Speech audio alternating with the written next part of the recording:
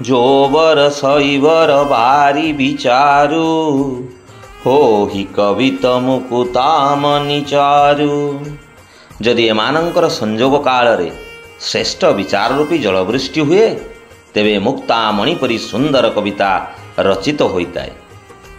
जुगुति बेधि पुनि पोहि अहि रामचरित बरताग पहिरहि सज्जन विमल उर शोभा अति अनुराग।